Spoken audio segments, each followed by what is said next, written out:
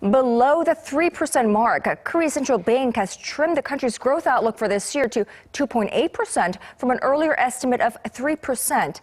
The new outlook further stokes concerns of Korea's falling into a low growth trap, but Bank of Korea stopped short of changing the key interest rate, holding it steady for the 10th straight month at 1.5%.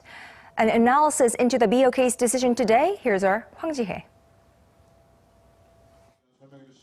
The Bank of Korea expects the country's economy to expand 2.8% this year.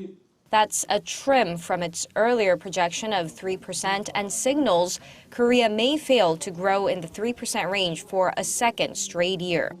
After the central bank's monthly monetary policy meeting on Tuesday, BOK Governor Lee Ju-yeol explained worse than expected first quarter figures prompted by sagging global demand led to the downgrade.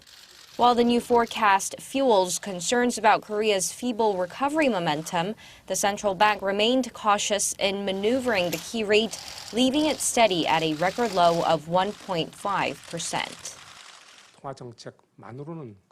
There are limitations in boosting the economy just through monetary policy, because the current ailing conditions are mainly due to structural issues, not cyclical factors.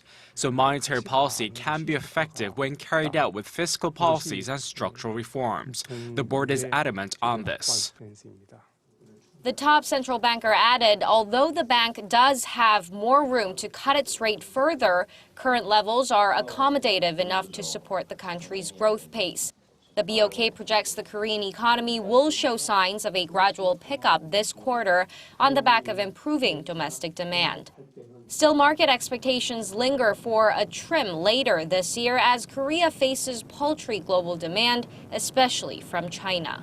With the lowered revision, we think their stance of further easing in the second half of the year actually it stays the same.